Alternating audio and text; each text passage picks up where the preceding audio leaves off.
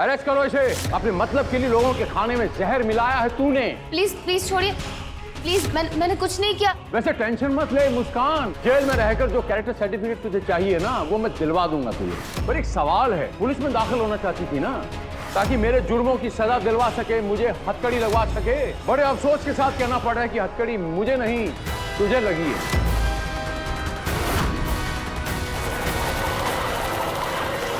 आप किसके बारे में बात कर रहे हैं रौनक जी? और कोई नहीं।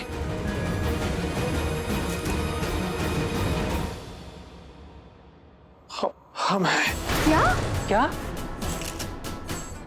आपको इसके बारे में कब पता चला? ये तो सबके लिए बहुत बड़ी खबर है। एक मिनट प्लीज, एक मिनट।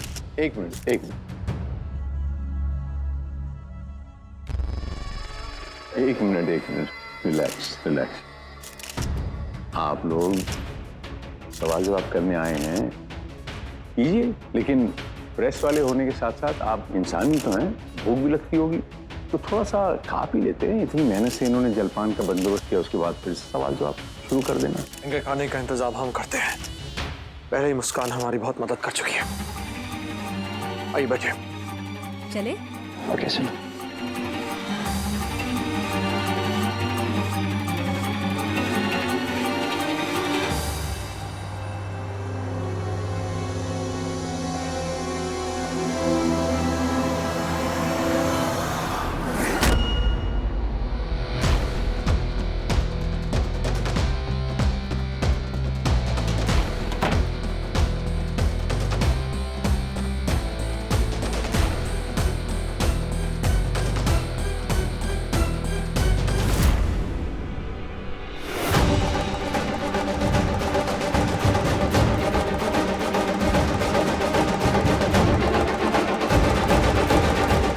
सर्टिफिकेट नहीं दे सकते?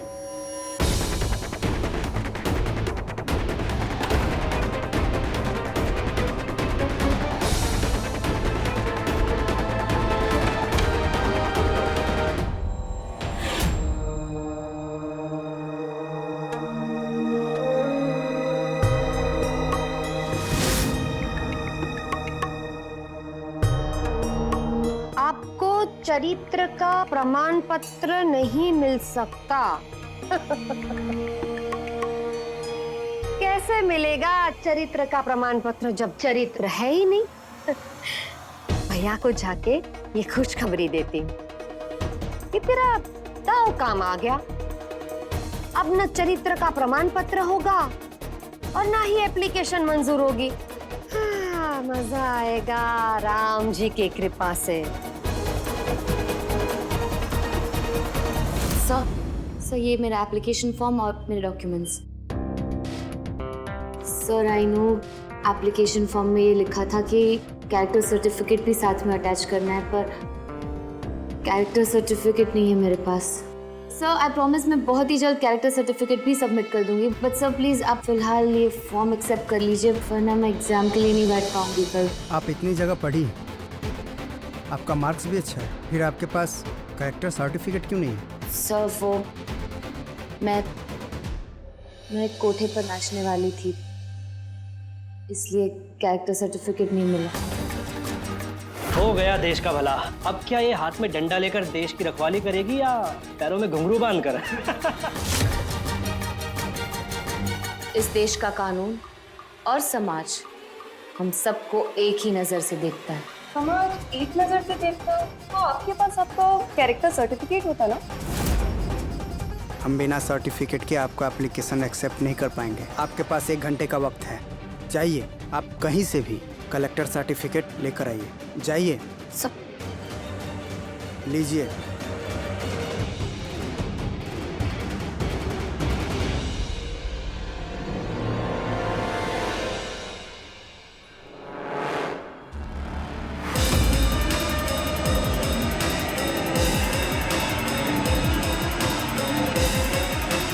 ये रही अरेस्टर। अरेस्ट? मैंने किया क्या है? क्या किया है?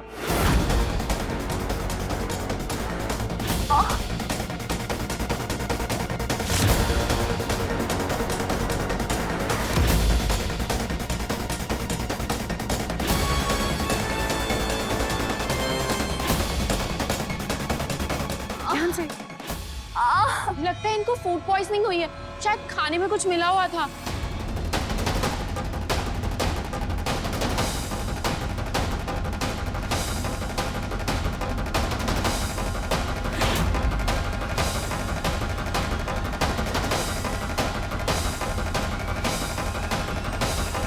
रौनक वाह, ये मैं इन सबको अस्पताल लेके जाता हूँ। तुम जल्दी से एम्बुलेंस बुलाओ, मेरे ख्याल से इनको फूड पॉइजनिंग हुई है।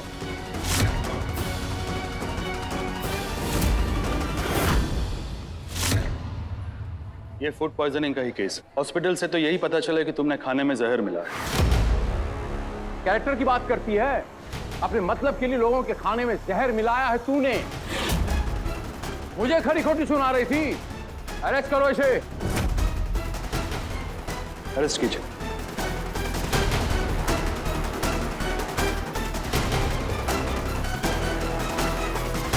प्लीज प्लीज छोड़िए, प्लीज। मैंने कुछ नहीं किया सर आपको कोई गलतफहमी हुई है। वैसे टेंशन मत ले मुस्कान, जेल में रहकर जो कैरेक्टर सर्टिफिकेट तुझे चाहिए ना, वो मैं दिलवा दूंगा तुझे। पर एक सवाल है, पुलिस में दाखिल होना चाहती थी ना, ताकि मेरे जुर्मों की सजा दिलवा सके, मुझे हथकड़ी लगवा सके। बड़े अफसोस के साथ कहना पड़ रहा है कि हथकड़ी मुझे नहीं तुझे लगी है। ले चलिए इन्हें पुलिस स्टेशन। इंस्पेक्टर साहब रुकिए 1 मिनट।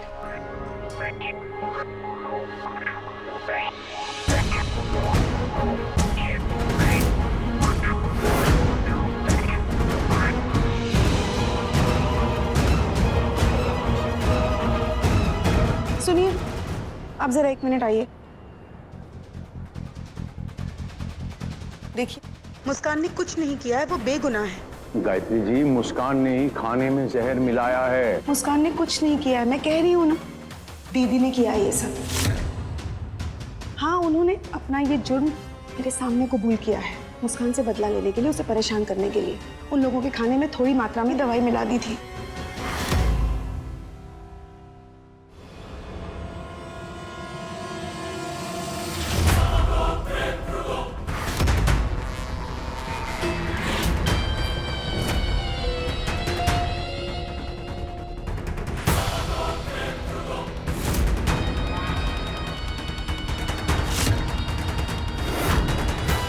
देखिए, आप मुस्कान को जेल जाने से रोकिए, वरना मुस्कान को बेगुनाह साबित करने के लिए मुझे दीदी का ये जो सच है सबके सामने लाना पड़ेगा।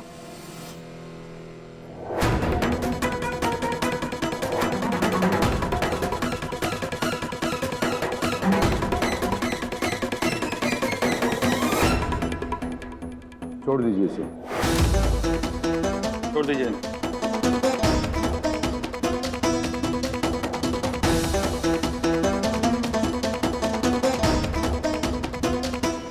मैं जानती हूँ मुस्कान, तूने कुछ नहीं किया है। माँ, वो एक बहुत ही बड़ी प्रॉब्लम हो गई है। मेरा एप्लीकेशन फॉर्म मंजूर नहीं हुआ। एक कैरेक्टर सर्टिफिकेट चाहिए माँ। जब तक कैरेक्टर सर्टिफिकेट नहीं मिलेगा, मेरा फॉर्म एक्सेप्ट नहीं करेंगे वो लोग। चल मेरे साथ।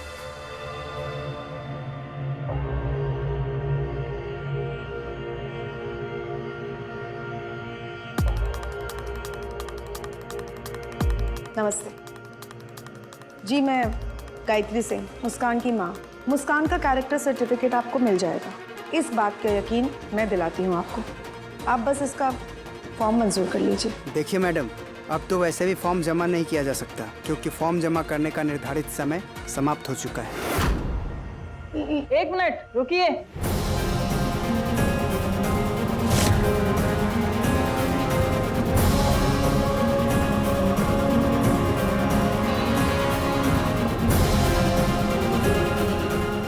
जी आप?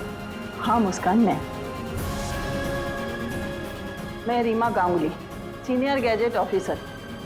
मेरे साइन किए हुए ऑथराइज्ड कैरेक्टर सर्टिफिकेट तो आप लेते होंगे? जी जी, मैं अभी इनके फॉर्म जमा कर देता हूँ।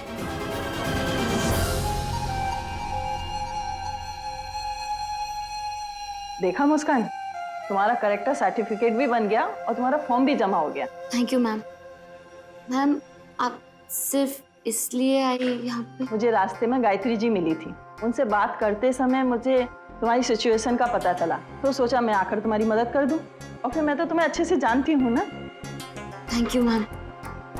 ये लीजिए मैडम, आपका फॉर्म जमा हो गया। अब कल आप एग्ज़ाम के लिए आ सकती हैं।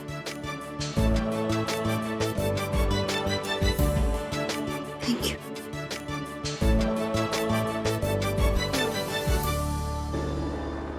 मिसेस गांगुली, ये कहां से आ गई यहाँ?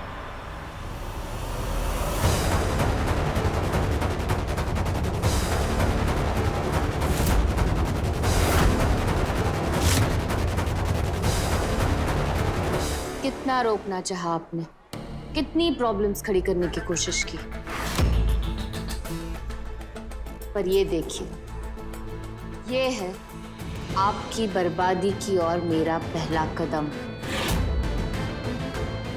आपको तो हथकड़ी लगा कर ही रहूंगी मैं।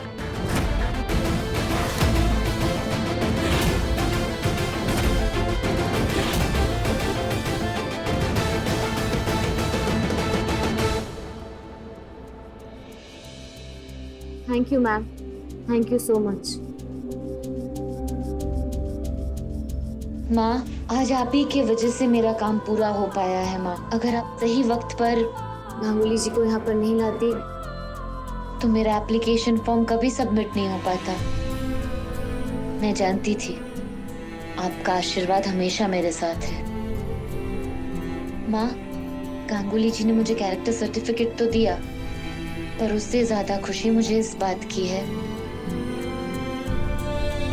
कि आप मेरे साथ हैं। आज तूने कितनी मेहनत की, इतना खाना बनाया, पूरे समारोह का इंतजाम किया, इसीलिए मैं तुझे अपनी तरफ से कुछ देना चाहती हूँ। ले, रख ले, पूरे 5,000 रुपए।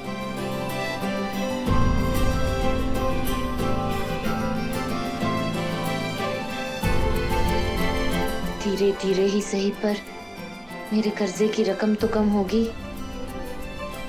Thank you. ये देखिए, आप नहीं चाहते थे ना मैं अप्लाई करूं? कुछ भी मेरी फेवर में नहीं था, सब कुछ मेरे खिलाफ हो रहा था, फिर भी मेरा एप्लीकेशन एक्सेप्ट हो गया, क्योंकि देवी माँ यही चाहती थी कि मैं अपने मकसद में कामयाब हो जाऊं, अपनी प्रतिज्ञा पूरी करूं। इसलिए जब किसी ने मेरी मदद नहीं की तो उन्होंने माँ को भेजा मेरी हेल्प करने।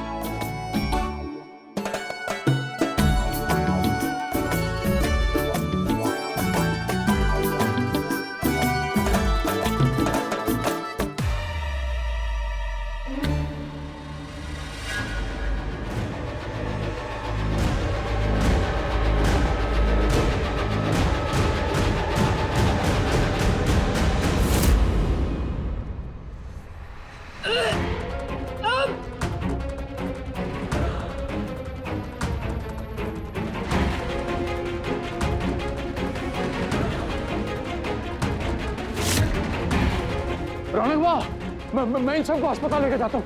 तुम जल्दी से एम्बुलेंस बुलाओ, मेरे ख्याल से इनको फूड पॉइजनिंग हुई है। वहाँ मुस्कान को कैरेक्टर सर्टिफिकेट मिलने में इतनी दिक्कत हो रही है और यहाँ घर में सारे गेस्ट को फूड पॉइजनिंग हो गई और खाने की जिम्मेदारी मुस्कान ने ली थी। कुछ तो चक्कर है, हो ना हो घर के ही किसी सदस्य ने मुस्कान को फंसाने के लिए सब कुछ किया है। सॉलिड भूख लग रही है। अरे रमेश, खाना लगा। अरे वो मत कर यार, खाना लगा, भूख लगी है। जी अभी लगाता हूँ। अरे यार खाना।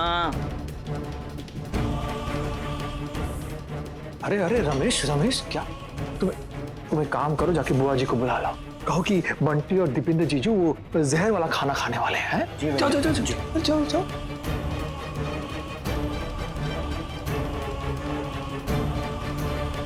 अरे कहाँ रह गया यार, भूखा मारेगा क्या? ए रमेश, जल्दी लेकर आ खाना यार। अरे जीजा जी, 2 प्लेट लगी हुई हैं, लगता है अपनी है, चलो खा लेते हैं।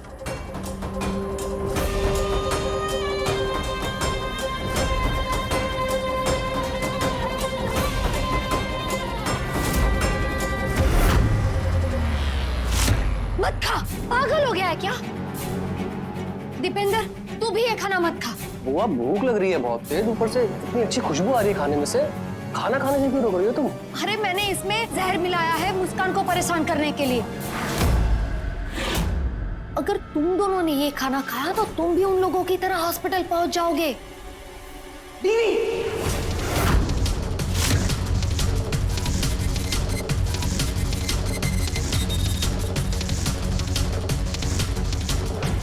चलो, अब कम से कम मुस्कान अरेस्ट तो नहीं होगी।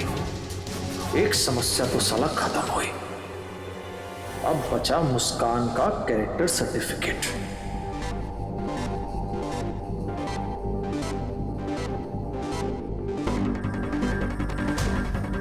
मिसेस गांगुली, जी रौनक बोल रहा है, आपको हमारी एक छोटी सी हेल्प करनी है। बस देखिए कि हमारा नाम सामने नहीं आए, प्लीज। क्या हुआ? अब बोलती क्यों बंद हो गई आपकी? अब कुछ नहीं कहेंगे आप?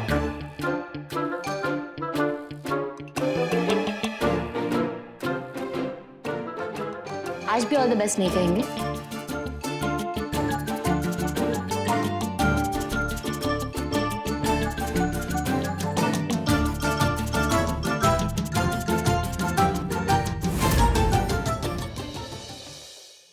हर साल की तरह ना इस बार भी डैडू का बर्थडे ना हम बहुत धूमधाम से मनाएंगे। हाँ दीदी, लेकिन पापा का बर्थडे तो कल ही है। अब फिर इतने कम टाइम में इतनी सारी तैयारियां कैसे होंगी? अरे कैसी बात कर रही हो, हम सब है ना, हम सब मिलके तैयारी करेंगे। ठीक है। अरे मेरे बच्चे, जन्मदिन को इंग्लिश में क्या कहते हैं? हैप्पी बर्थडे ना, उसका मतलब हैप्पी होना चाहिए ना सबको। परिवार में इतनी सारी प्रॉब्लम चल रही हैं, तो पता नहीं क्यों मुझे अब फिलहाल ये जन्मदिन मनाने का दिल नहीं कर रहा। ऐसा क्यों बोल रहा है तीरथ तू? बचपन से लेकर पिछले साल तक तेरा जन्मदिन कितना हमने धूमधाम से मनाया है, क्या क्या किया है, तो इस साल क्यों नहीं? हाँ डैडू, हम सब है ना आपके साथ, हम सब आपकी खुशियों में शामिल होंगे। अरे रौनक, आना इधर आ। देखना रौनक, तीरथ कह रहा है कि कल अपना जन्मदिन नहीं मनाएंगे क्योंकि घर के हालात ठीक नहीं है। अब तू ही कुछ बोल। हाँ, तेरा जन्मदिन भैया ने कितना धूमधाम से मनाया है आज तक। तू ही कुछ प्लान कर। हाँ, याद है तुझे जब तू 5 साल का हुआ था और तेरा जन्मदिन था तो हमने कहा था कि हमें हाथी की सवारी करनी है, तो एक नहीं 10-10 हाथी घर के बाहर खड़े कर दिए थे। हाँ, और जब मैंने डॉल मांगी थी तो डैडू ने मुझे 6 महीने के बाद वो डॉल गिफ्ट की थी। लेकिन तुम जब भी कुछ डिमांड करते हो तो डैडू वो तुरंत पूरी कर देते हैं। और तुमको याद है तुम्हारा 10th बर्थडे था, तुम्हें अपने फ्रेंड्स के साथ वो बर्थडे पार्क में मनाना था, तो डैडू ने पूरा पार्क खाली करवा दिया था। सच में तेरा जन्मदिन कितना अच्छे से मनाते हैं भैया। हाँ, और तुझे जितना लाड प्यार मिला है ना, उतना तो डॉली और लवली को भी नहीं मिला है। पर देखो समय की लीला, तेरी उस मुस्कान की वजह से भैया अपना जन्मदिन नहीं मनाना चाहते।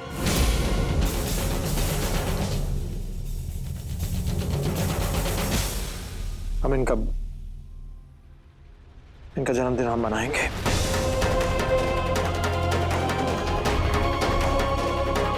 ये हमारी जिम्मेदारी है। सारी तैयारियां हम खुद करेंगे।